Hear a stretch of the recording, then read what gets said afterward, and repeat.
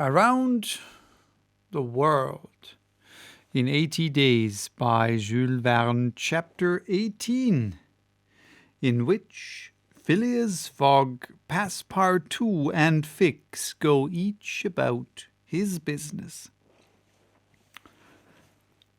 The weather was bad during the latter days of the voyage. The wind, obstinately remaining in the northwest, blew a gale and retarded the steamer. The Rangoon rolled heavily, and the passengers became impatient of the long, monstrous waves which the wind raised before their path. A sort of tempest arose on the 3rd of November, the squall knocking the vessel about with fury and the waves running high. The Rangoon reefed all her sails, and even the rigging proved too much, whistling and shaking amid the squall. The steamer was forced to proceed slowly, and the captain estimated that she would reach Hong Kong 20 hours behind time and more if the storm lasted. Phileas Fogg gazed at the tempestuous sea, which seemed to be struggling especially to delay him, with his habitual tranquillity. He never changed countenance for an instant, though a delay of 20 hours, by making him too late for the Yokohama boat, would almost inevitably cause the loss of the wager. But this man of nerve manifested neither impatience nor annoyance. It seemed as if the storm were a part of his program and had been foreseen. Aouda was amazed to find him as calm as he had been from the first time she saw him. Fix did not look at the state of things in the same light. The storm greatly pleased him. His satisfaction would have been complete had the Rangoon been forced to retreat before the violence of the wind and waves. Each delay filled him with hope, for it became more and more probable that Fogg would be obliged to remain some days at Hong Kong, and now the heavens themselves became his allies, with the gusts and squalls. It mattered not that they made him seasick. He made no account of his inconvenience, and whilst his body was writhing under their effects, his spirit bounded with hopeful exultation. Passepartout was enraged beyond expression by the unpropitious weather. Everything had gone so well till now. Earth and sea had seemed to be at his master's service. Steamers and railways obeyed him. Wind and steam united to speed his journey. Had the hour of adversity come? Passepartout was as much excited as if the £20,000 were to come from his own pocket. The storm exasperated him, the gale made him furious, and he longed to lash the obstinate sea into obedience. Poor fellow!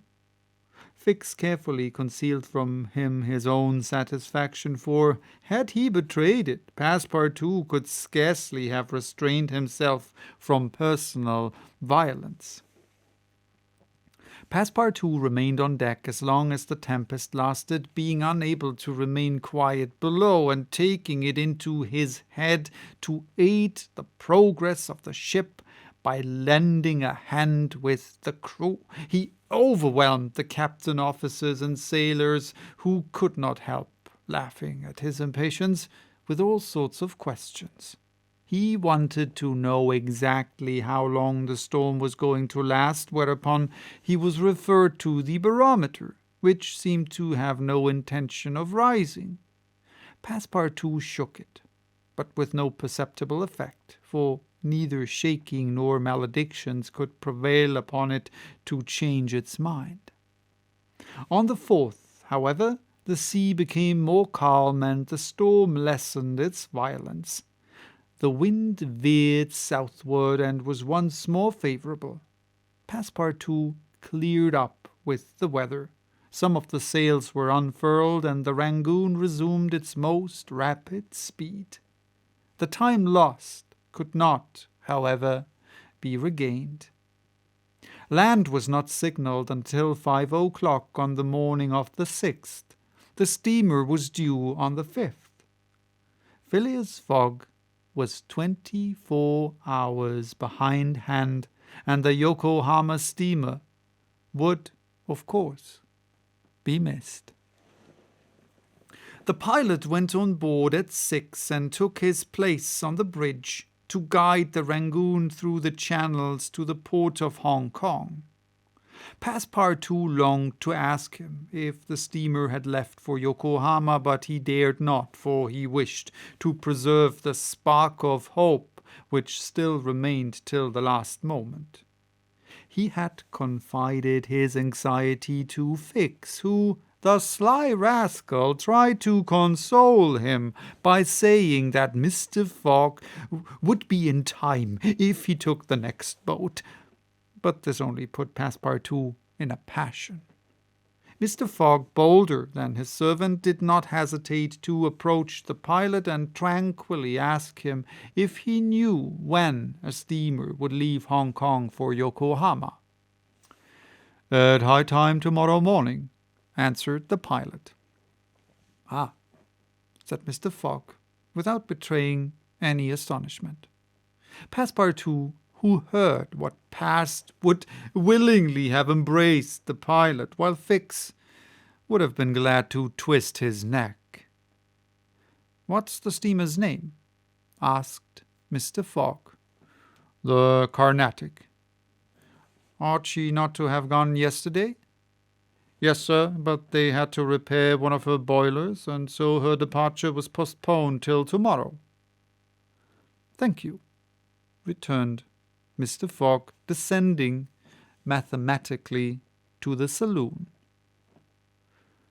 Passepartout clasped the pilot's hand and shook it heartily in his delight, exclaiming, "Pilot, you are the best of good fellows."